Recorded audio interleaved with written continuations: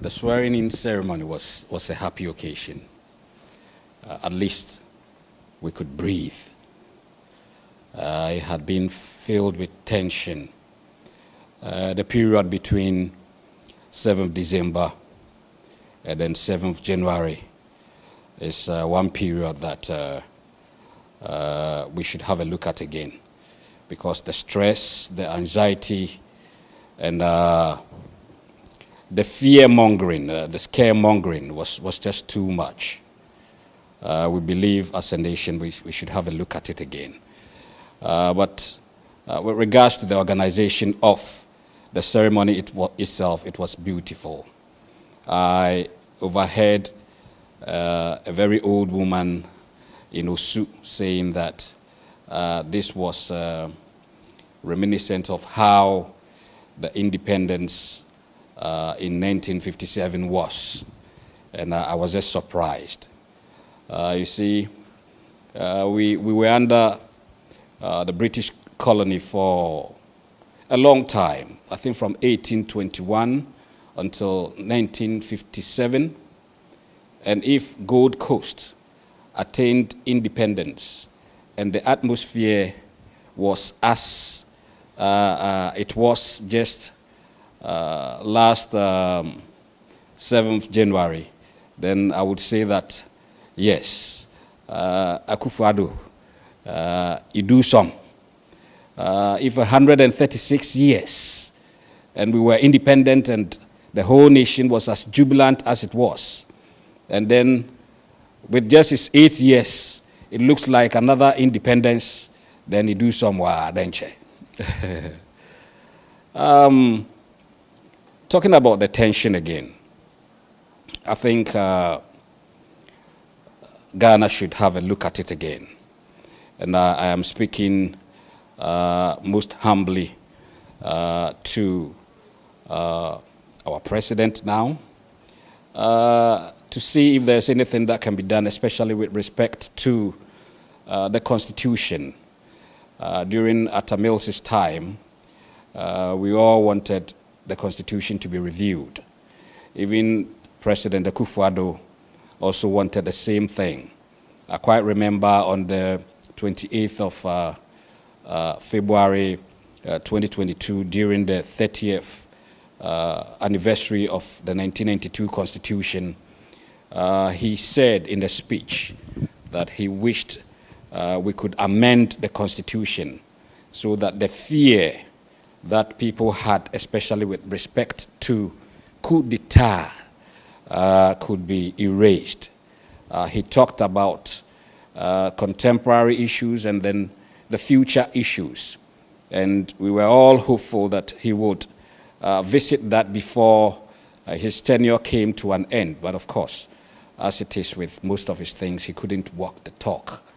I am pleading with the president, and I'm pleading with all Ghanaians to take a good look at the Constitution again.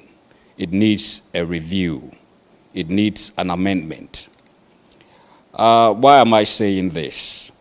The issue of coup d'etats or military regime, military takeovers, should be a thing of the past. It should be so far beyond us, so far jettisoned into the bin of the past that we can't reach for it. To even be scared that a group of military men could take arms and then make sure that the coronation doesn't come on, excuse me, is in itself unheard of. In countries like America and Canada and other developed nations, you wouldn't think about this. They can have the worst of presidents, but definitely they will be patient enough to make his time expire, and then through the same democratic means choose a new leader. It cannot be accepted, for instance, in America that the Marines, who have superior power and superior, might and all that, will gang up and then turn on the state of America and overthrow the president. It could never happen. So I want this to be in the dialogue of many people. National discussion should start on this. We have had the first independence constitution. We have had the second, the third, the fourth. We should not have the fifth one or the sixth one. This should be the only constitution that we can refer to. Of course, it can be amended. It can be reviewed. Some subtractions can be made. Some additions can be made. But the fourth Republican Constitution of 1992 should not, and we should make it impossible for any group of people, be they from the armed forces, or from the police, or from the Navy, or from the prison service, or even from the Boy Scout. Nobody should be able to take up arms and say that they are overthrowing a democratically elected president. It was tough. Some of the important media personalities really scared us. A lot were the rumor that flew around saying that the president was not ready to yield power, and he was not ready to make President Mahama the next president. And so a lot were being said about people being sponsored to overthrow the government. A lot were being said about assassination and all that. Any morning you woke up within those periods, 7th December to January 7th, it was with a certain anxiety and stress. We believe by looking at the Constitution again, we will make sure that that does not happen. And not just that, we should also make sure that violence during and after our elections is also reduced to zero. I am pleading with the President, John Dramani Mahama, the President, former President, now the former President who has become the current President, the history maker, to please, as a matter of urgency, form a committee that will look into this issue, a committee that will visit and investigate all the violence and death in the election, and even in the previous election, that we had 8 people die, and then in this one, a few less also die. Is not acceptable. Our democracy is growing, and we must make sure we protect it in a way that it grows with all the grace and all the simplicity that other developed nations have grown. Coming back to the issue of military regimes, a few suggestions I believe can help.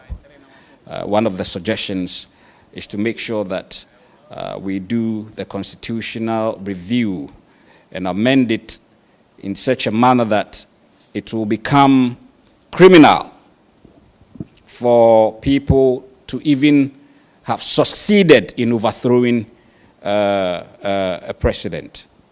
As it is now, it is only when you are found attempting to stage a coup that the highest law against it, which is high treason, is applied to you. People can be hanged to death for that. But if you are able to be brave enough and you actually succeed, then what happens is the Constitution becomes overthrown. It should not be the case. Even when they succeed, they should still be referred to as criminals. And then subsequent democratic governments can punish them accordingly. In other words, even when they have been in power and given power to a subsequent democratically elected government, that government must be able to prosecute them and, of course, have them face the laws of the land for what they did. And not just that, we must make sure that we have bipartite and tripartite agreement with our foreign and international, organizations and countries. A person who has been able to come through the coup d'etat should not be accorded any dignity whatsoever. I know that internationally there will be sanctions, there will be condemnations, there will be isolations. We will lose a lot through our access to markets and all that, but they should do some more. We should have agreements with stronger nations with military powers to forcefully enter and remove those coup plotters. Don't get me wrong, I am not instigating anything against the army. We respect them, we love them. We are grateful to them because even at the peril of their lives, they have saved this country and they continue to do that. Majority of them are professionals who are happy to be given a job, who are happy to have gone through training, who are happy to retire at the ranks at the end of their term and be honorably discharged. If you ask me, it may only be 1% who think that they are adventurous enough and they can overthrow a civilian government elected by the people. I have this to tell those people, especially whether they are army people or police people or navy people or prisons people or even a group of farmers who take up arms with a decision to oust or overcome a president and his group or the constitution. They should not do it through the use of a gun or weaponry or ammunitions. If a soldier man thinks he has what it takes to become president, he must resign, he must join a party or form a party, tell people what he thinks he can do, and then be voted for. Other than that, it should not be accepted that the Constitution can be overthrown. We should have it written in our Constitution in such a bold manner, and we should have it conscientized into the minds of many that it is simply not acceptable or imaginable for the army or anybody else to attempt to overthrow a democratically elected government. Apart from that, the tension in the system was also as a result of a lot of Ghanaians losing their sense of humor. I believe we are a country with a high level of emotional intelligence, but of late it's coming down small. The tension was such that people get bored easily. I mean, when I say bored, you understand it. They get annoyed, they get vexed very easily. That I said, Puna, it's a yam. That shouldn't make people vexed to the extent of, threatening my life and all that. We should take a chill pill, we should take a chill pill. The country needs it. The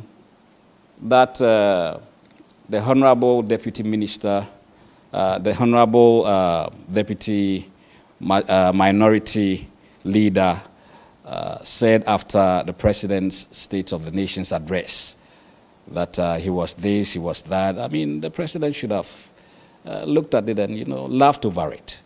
But we are quick in losing our tempers over very, very small things. It wasn't just the President that was annoyed. The good old mother, Rebecca, who until then had been a pillar of calmness, wasn't her usual self. And it pained me a lot that she had, at the very last minute, exhibited that kind of trait. We should begin to laugh at ourselves and not take politics too seriously. Talking about seriously, during the coronation, I realized that President, now former President, Akufo-Addo wasn't comfortable. It wasn't that he wasn't comfortable because he didn't want to release the power. Apostle Nelson Ojem, definitely Ojem, but he was very uncomfortable with his chair. I realized that he missed that chair. You know, I would want to ask President Akufo-Addo if he bought that chair with his money. If he didn't, then we will come for it. It will give Ghana a lot of money. We will put it in the museum. If we are talking about chairs, I think it comes second to Otumfuo's Sikadwa Kofi in fame. You see, a chair that can be flown all over, a chair that will be given a V8 to sit in, and armed men with AK-47s to guard. That chair is a famous chair, so if we put it in the museum, Ghana will have a lot of money. He wasn't sitting in that chair at the swearing-in ceremony, and so I could see that he was really, really uncomfortable. He missed the chair. Overall, I think Ghana is happy. Ghana is exonerated. At long last, we can breathe. We have been through a lot. I'll tell you a short story. Once upon a time, in a kingdom far, far, far away, the people realized that they needed to put some food aside during the lean and dry seasons, so that there are people who were being killed through hunger and starvation will be saved. They appointed Kweku Anansi. And as you know, Kweku Anansi, the trickster, he also nominated the boa constrictor, Atribing. And he also had in his leadership the wolf, Sakramine. And then he had the Nyanting, the he-goat. Now this combination of characters would sink any and every ship. And they went ahead and instead of choosing to be diplomatic, choosing to be humble, instead of choosing to be matured about certain things, they rather visited it with head-on collision, with confrontation, and with an open display of arrogance, whilst at the same time secretly and cunningly amassing as much wealth as they could. It was just a matter of time before that animal kingdom came crumbling down. Moral of the story, my NDC ministers and government appointees, please, let's learn from this. I believe the downfall of Kweku Anansi, the trickster, and his bunch of characters is akin to what happened in the NPP. We must learn from it. We must be humble. We must be selfless. We must make sure we put the nation first. Other than that, at the end of the 4 years, it might be a different story.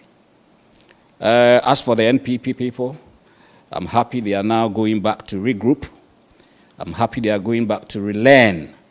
I'm happy that they have seen that the ideologies that they have followed all this while has not helped this country. Their ideology of extreme capitalism, where a few elite will amass as much wealth as they can massively, whilst the masses are left suffering is not what Ghana wants. For us, we are happy. We are happy because in the past, NPP has given us some of the best opposition moments. I believe they are good at opposition. They are better at opposition than they are at the helm of affairs, at the presidency. So we want them to be in opposition for at least some 16, 20 years. Let them help Mother Ghana. I know that now their numbers are not that many, and so they may want to just stay at home and not bother at all. No, we need them to give us that constructive criticism and all that the opposition can do, and then learn from it. We are praying that the president will do the best he can. I keep saying that by the time his term is up, he will be comparable to the great Osajefo Dr. Kwame Nkrumah. We are praying for the best. We pray that he has health every morning and he has energy to face all that he must face. It is not easy. Sometimes I wonder why he came back to put all this pressure upon himself again. But they say what is written is written. And if this is what the good Lord wants for Mother Ghana, then so be it. We will do our best to support him in whichever way we can. But I'll have this humble advice. He has been there. 2016, we saw the number of people that abandoned him after the loss. People felt he was to blame. Now he's back. These same people will come back and act as if NDC belongs to them. They will act as if without them, the nation cannot run. Mr. President, with the greatest of humility, please use experience in choosing your ministers and appointees. We love the loyal ones, the hardworking ones, the selfless ones, those who would help in making us all proud at the end of the 4 years. We want Ghanaians to even wish we could continue making you president even after your 4 years is over. And we want NDC to be in power for a very long time. Thank you very much once again for the opportunity. I am Obodade, a traditional leader. Asuom is where I come from. The full name is Nana Boadi Amponim Obodade III. Thank you very much.